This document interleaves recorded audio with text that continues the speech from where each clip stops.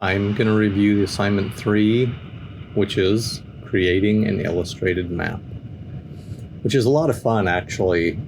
And illustrated maps are different than regular maps because they aren't, one, accurate. It's not like you can completely use it to navigate to a city or a park, but an illustrated map really is almost a marketing tool for some places, like for colleges or for parks or some cities, and even some like event centers, like say Great America or Six Flags or something like that. So it can also be like a tell a story, like share a personal history or a trip you went on or a vacation you took. So that's the assignment here, but it's yours to kind of come up with. So I'm creating a video that I'm going to link at the end of this assignment, and please review that before you proceed.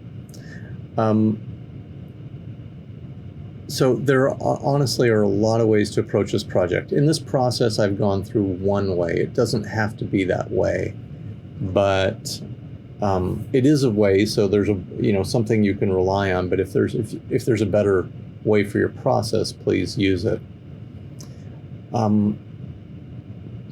So one is to pick your destination, and the next is to make a list of 15 to 20 go-to sites, and then narrow that down to about 8 to 10 sites that you will include on your map.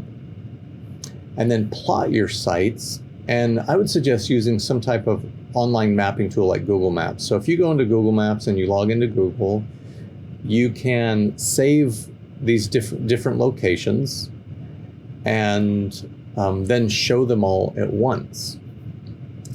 So if you choose, should I do it? No, I'm just going to tell you about it. So once you're logged into Google, go to Google Maps, and then find a location, and then save it. And you can see there's a little save icon, and then you'll save it to some type of trip or destination type thing. So you save it to a folder, and if you save enough of those, then click on that folder. If you go to that location, you'll see a lot of little Google Map locators. And then, so what the idea is you kind of want to get an overall view of where things sit on the map, which is really helpful. And then, so on your piece of paper, it could be a final, or it could be your, some kind of scrap paper, sketch pad or something.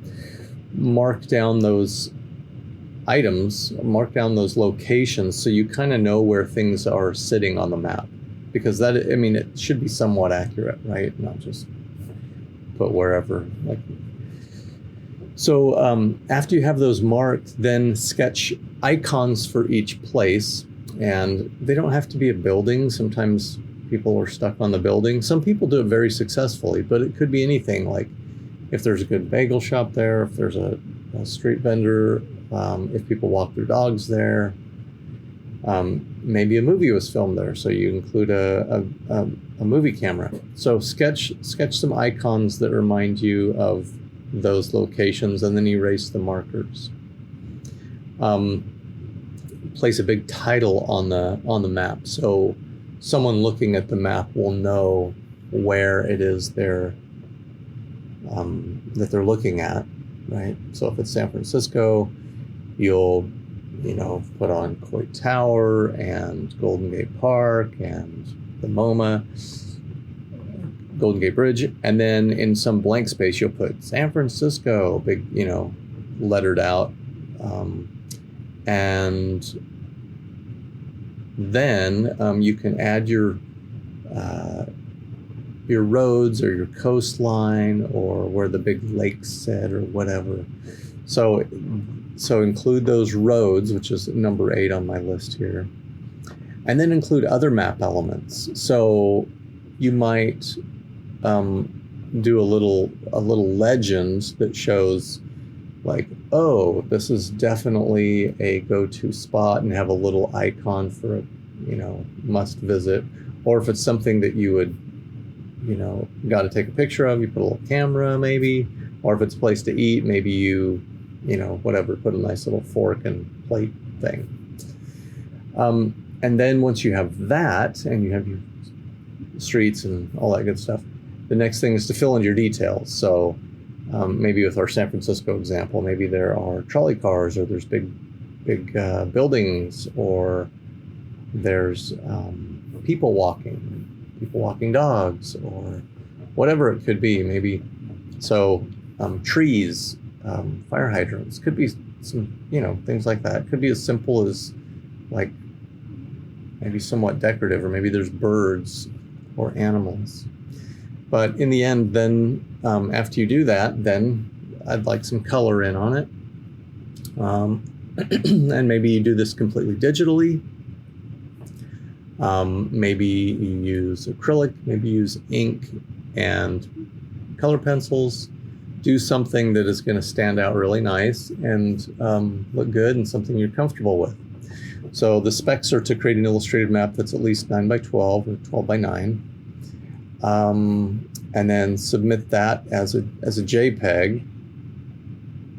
Once I have PDF, we'll submit it as a JPEG, and I'll change that.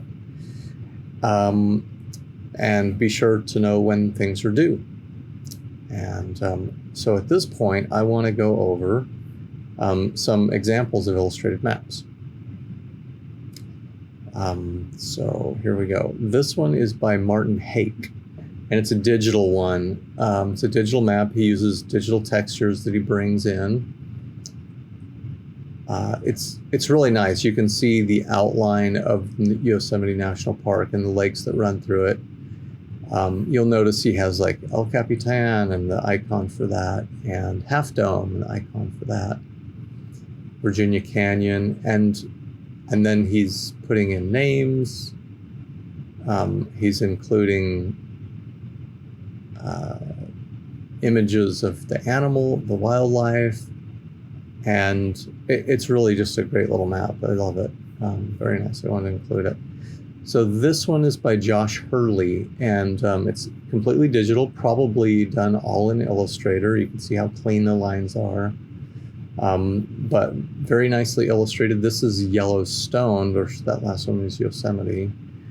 And so we definitely see the bison and the moose. We see trees filling things in. Here's probably Old Faithful, and probably, the Tetons and some waterfall, some lake. In fact, here's the what to see down here at the bottom. This one was hand drawn in and painted in watercolor, so you can see the hand lettered type. He has some that are in all cap for the little ones, and then the larger ones are a little more flowy, I guess, a little more calligraphic. We have the streets or the canals, and really very nice. So this looks like a wedding invitation, and then here we have a mariachi, and probably where they're getting married and the couple. So that's another good application. This is of Seattle, and we can know that because this is the biggest. It's where I goes, and that's really helpful. This person does a lot of hand lettering and very simple icon for the buildings, but the colors are really fantastic, and the lettering changes up for different. We have pink and blue, and maybe small script here and there. So this one is also digital. This is by Arena Illustration. Oh, I should have gone back. Let me just tell you who this is. This is Jolly Edition, Edition, Edition Edition. And this is Jordan Sondler. and this is arena illustration. So this one looks like almost the streets were the first thing that was included, and the street names, and then looks like other things just kind of filled it in to me. That's kind of how I see the process. This one looks digital as well, and why is because it looks layered, and it's very difficult to make.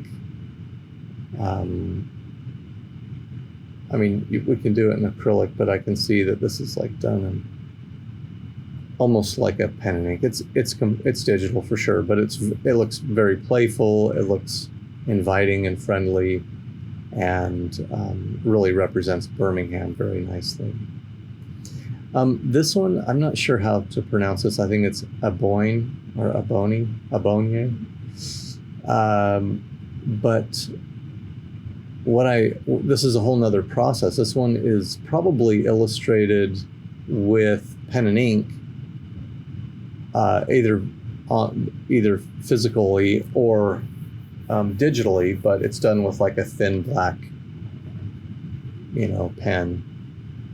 And then they're arranged and then colored afterwards. So, and then these streets are, we have a very, we're using a white and a light value for this background for the streets, and then these blacks stand out really nicely and overlap it really easily with these black outlines. So I like that. I like all of these have a very nice color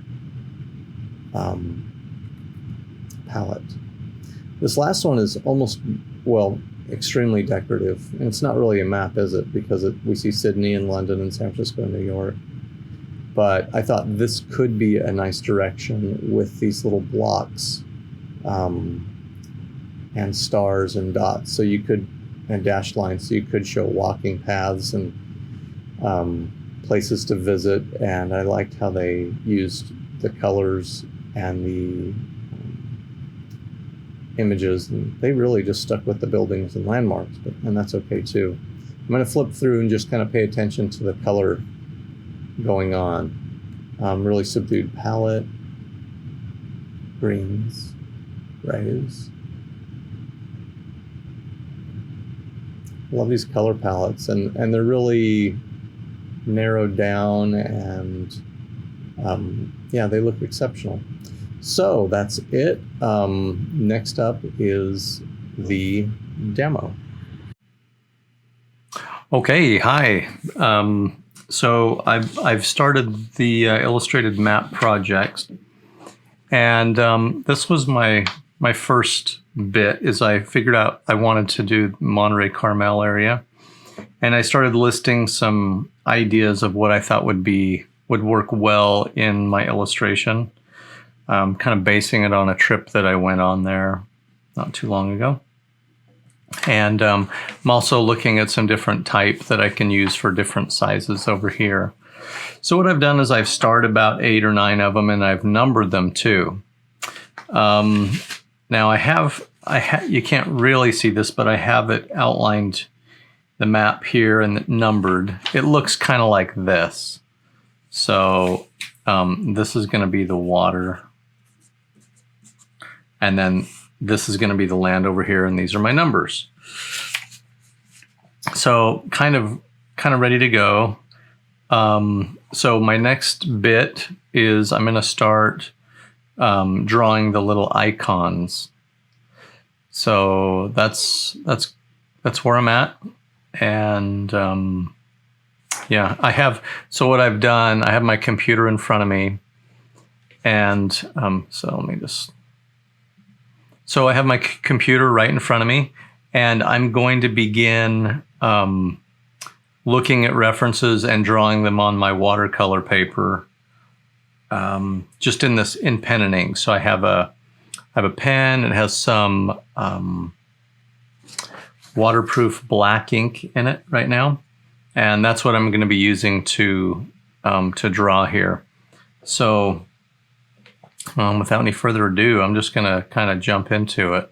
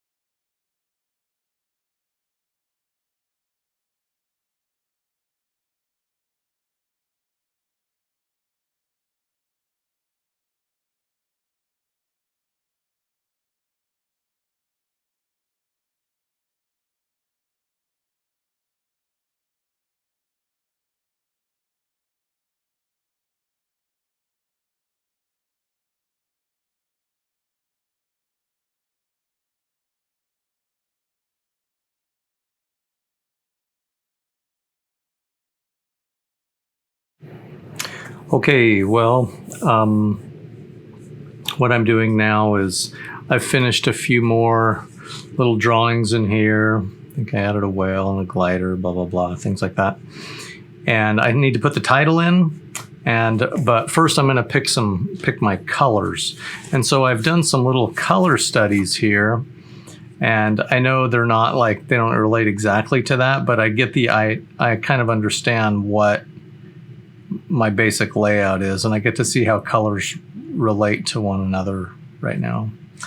I've also done some of these here, and I think I'm kind of going for this one. I like these, look a little too somber, and I think this has a little bit of, I like the blue. I think that's really helpful.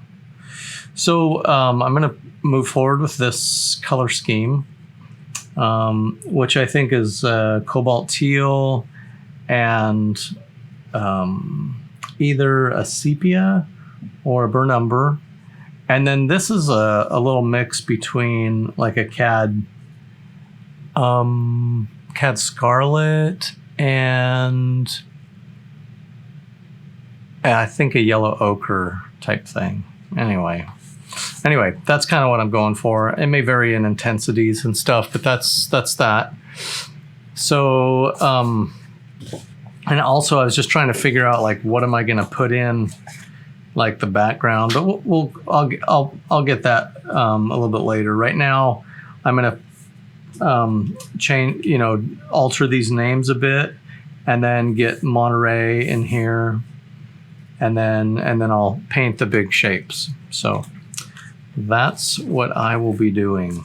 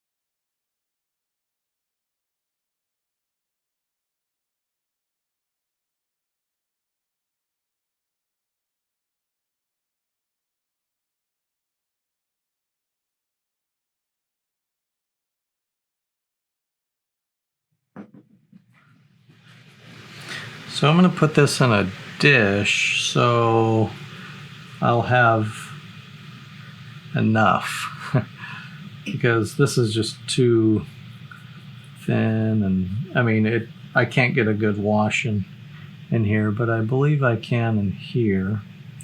Just going to green it up just a bit with this yellow ochre. And make sure I pull in your water.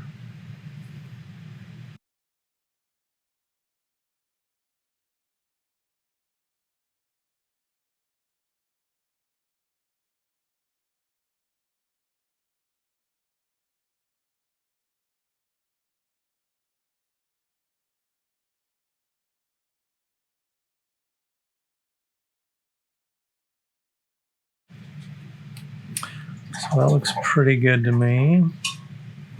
I'm going to maybe put a touch more of this deep French ultramarine in here. Kind of feels a little bit like there's some depth to that. And let that dry.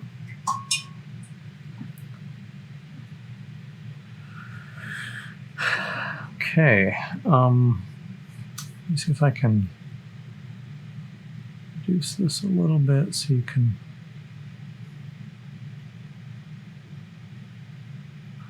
Okay, so we have that drying.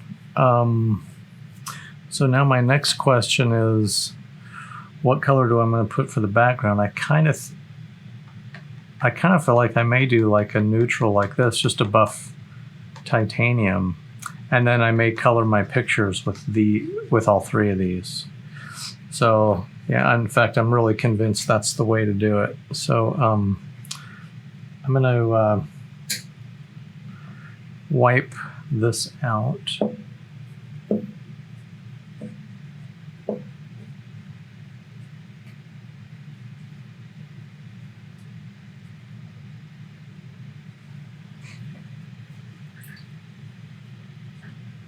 And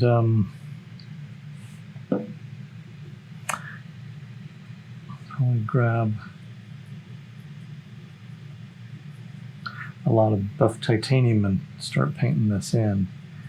So that leads to the question, what I'm going to put some variations in here. So what variations need to go in?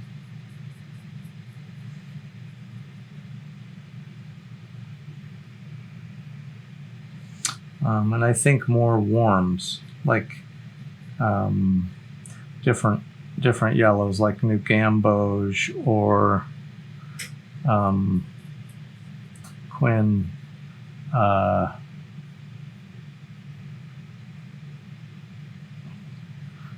Quinacridone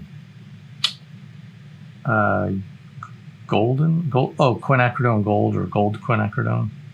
Yeah, quinacridone gold. Yeah, so that's kind of the plan. So here we go. Yeah, that's pretty dead, huh? I don't love that color. Try to warm it up a little bit.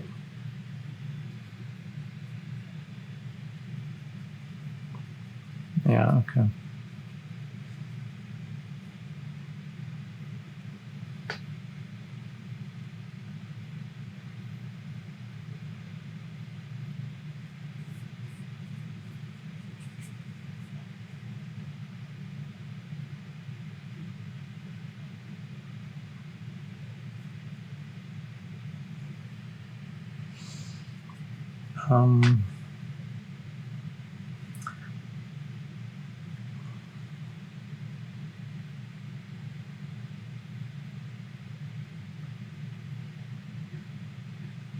Now I may paint right, yeah, I'm going to paint right over this Monterey because I don't want that to be a big standout like I do these little icons here.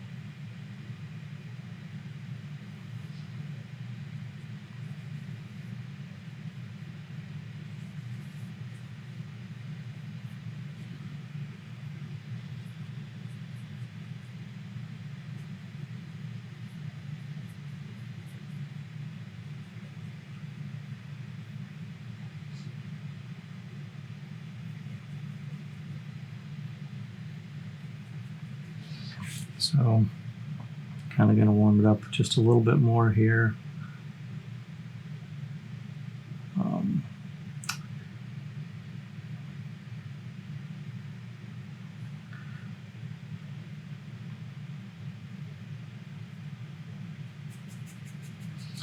I'm trying to continue my wash down.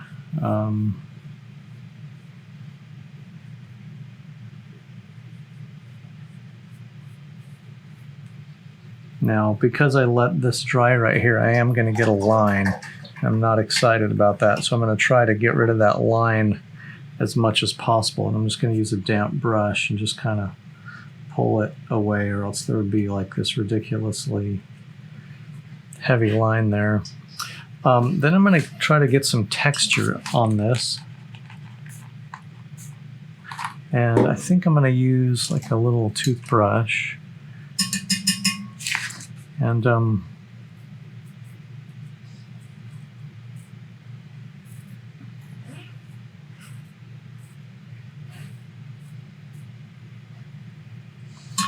a little bit of water on it and see if that. Now you can see some of the wet places taking that pretty nicely, because we get a little bit of, hard to see, but right here maybe you get some of the, because it's wet, the water will push away the watercolor. We're up here when it's dry, we're not going to see that so much.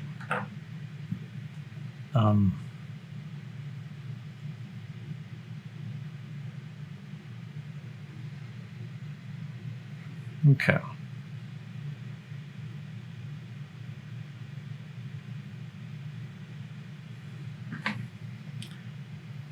All right.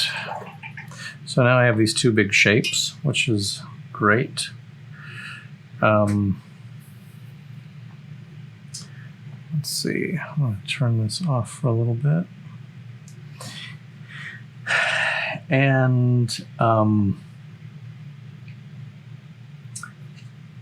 so I may come in with just like a little brush, and I have to remember my colors. It's kind of a brown and a well, let's see. Let's just get that, turn that on real quick.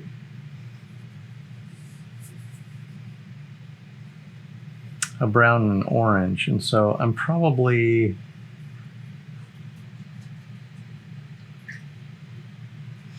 gonna get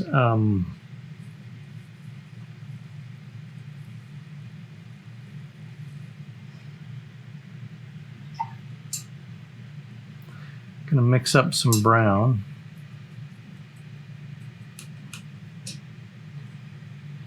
And actually, I think I'm gonna use a bigger brush to grab the paint with, and then I'll paint with a smaller one.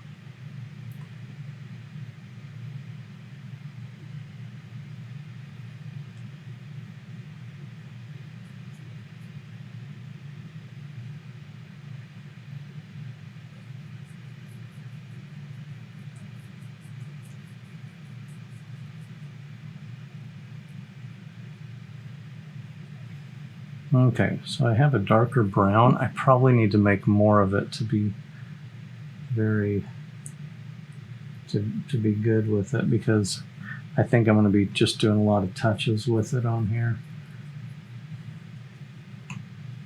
So can't see what I'm doing. I'm just making some more brown in this container.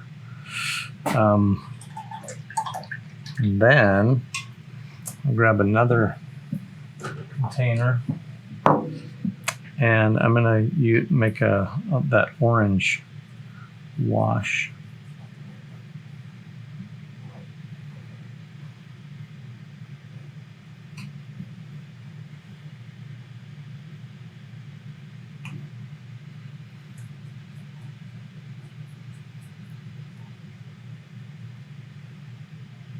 Not quite the color yet. Not, still not there.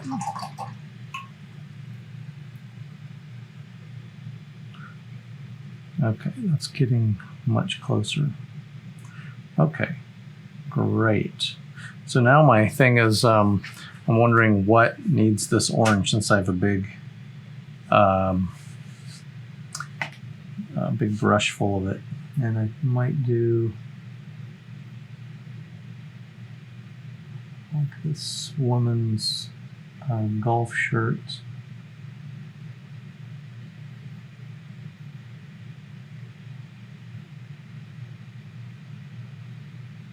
And the orange. Pull a little bit out because sometimes it just dumps a lot of paint on it. Okay. And might do this plein air painter's pants. And I want it kind of a deep, a little bit saturated, solid color down here.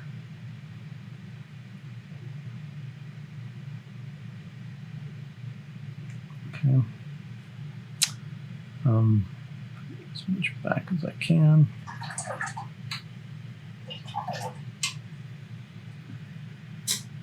Okay.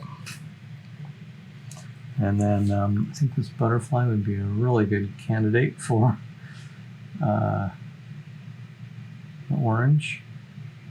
I know you may not know what that was. It's supposed to be a butterfly. Wasn't done really well, but everyone will forgive me, I'm sure. I'm going to start on this with a little bit of buff color.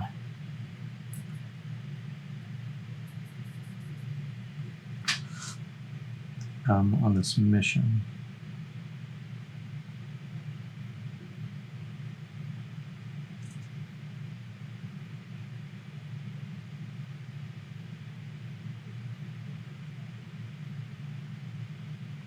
And one thing interesting about like watercolor, well, I mean, it's not terribly interesting.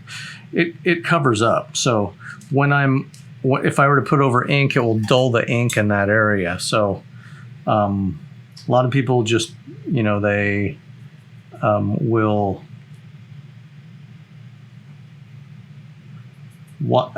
ink after they watercolor. I can't do that. I have to watercolor first, or ink first, so things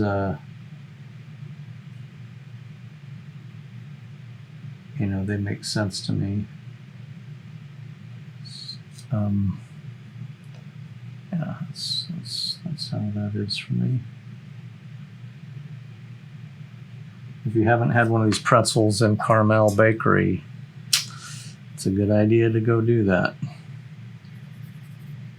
Okay. I'm gonna put in. So my one worry is that I just painted the building with the wash, and I guess the worry is that it's going to bleed into the building. And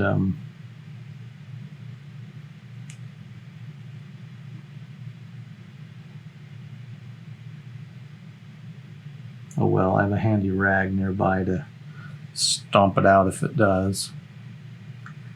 Let's see, browns.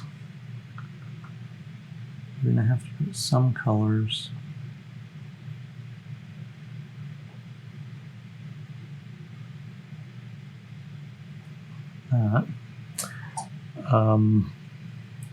Let's see, I am going to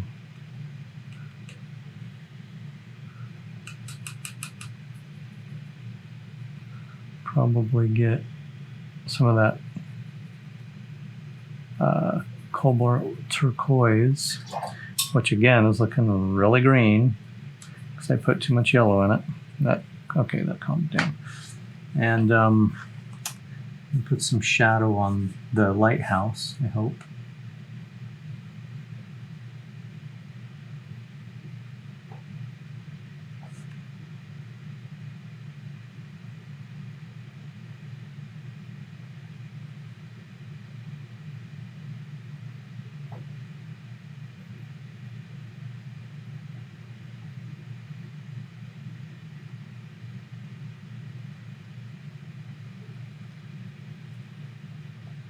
Okay, well,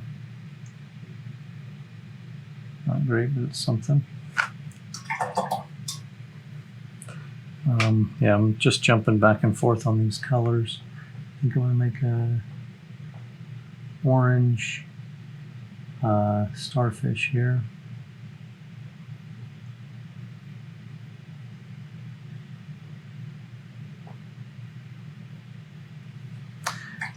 And maybe like a little dark brown crab. Those things just seem to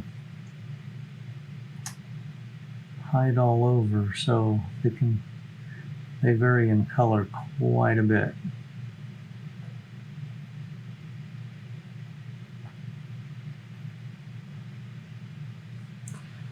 All right.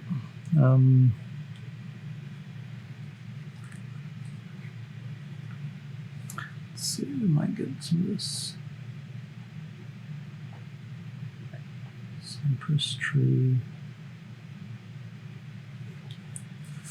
and possibly some kind of sheep shading, and put some shading on the underside of his hat.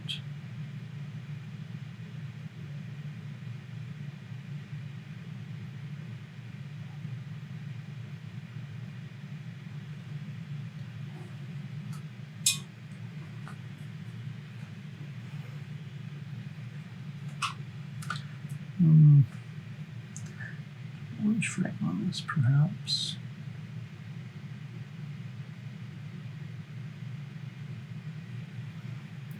And we might go really light.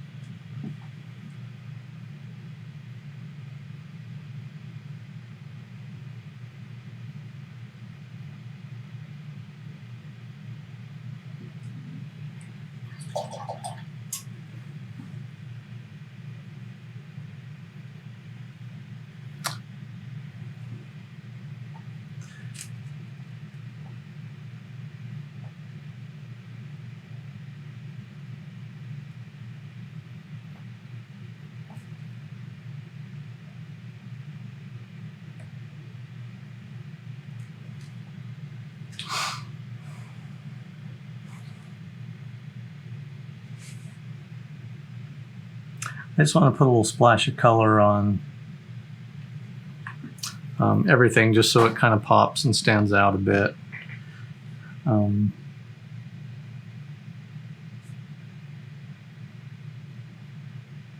Really just super simple.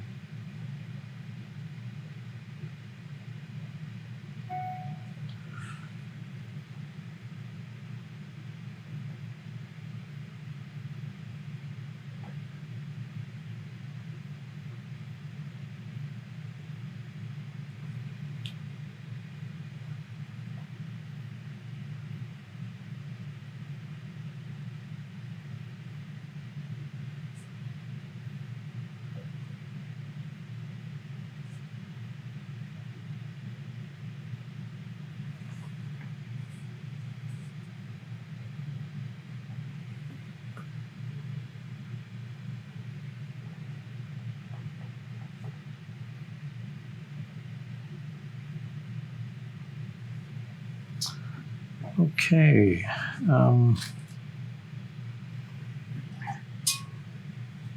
think we're kind of getting close on some things.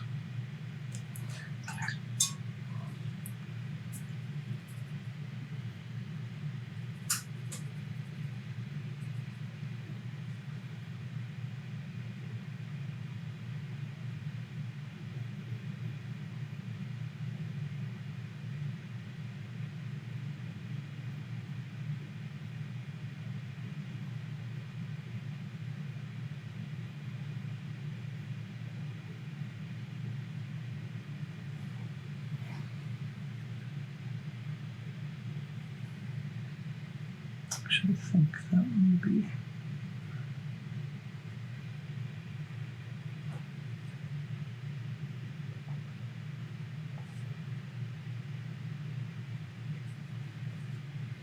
Okay.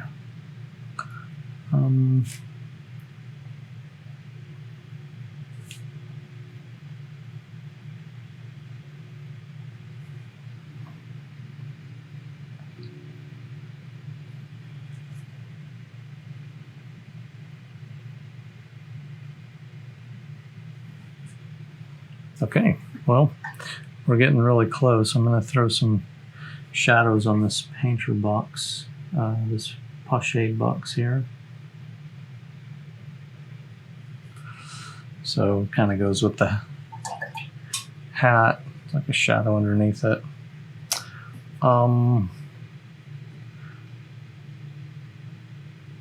Okay. I want to put some color in these trees, but just not that dark. I want them a shape, but I don't want it to be like super overpowering.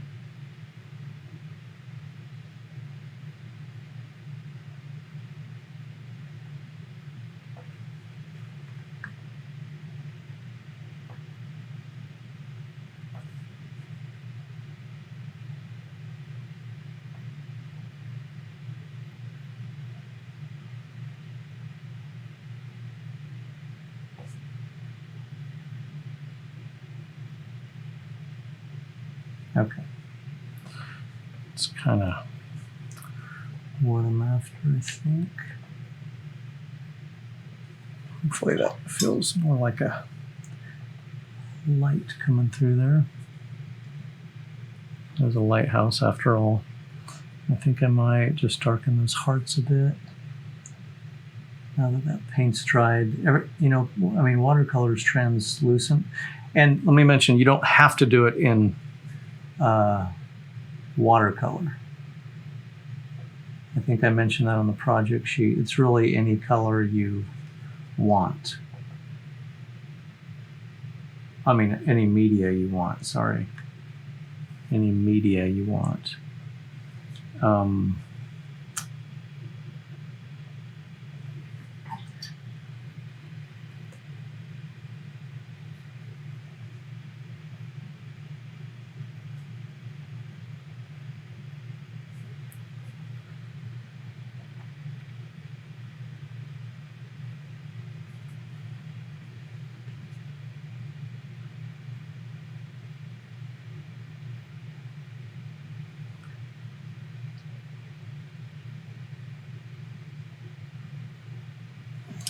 Okay.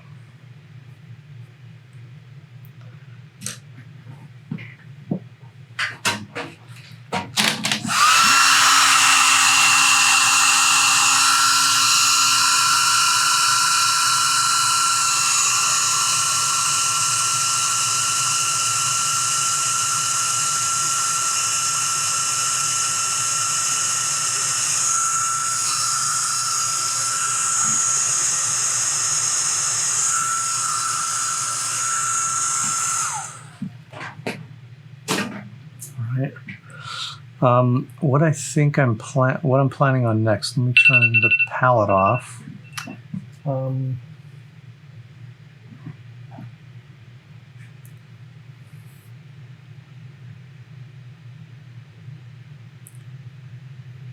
Okay, so it's Friday, September 10th, and Chancellor Young has ordered all buildings locked down, and all staff and students are instructed to vacate the campus immediately.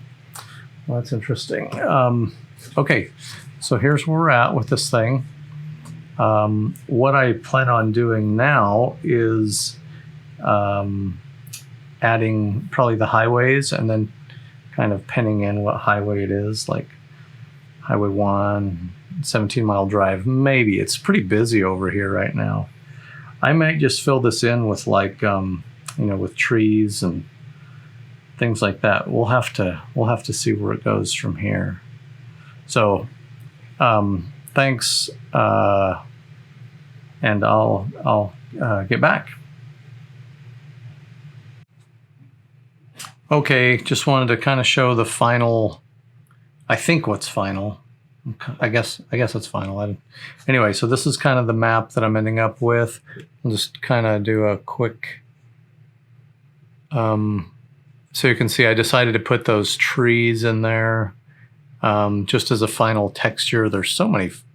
It's like pretty densely forested around there. Anyway, that's it. Happy mapping to you.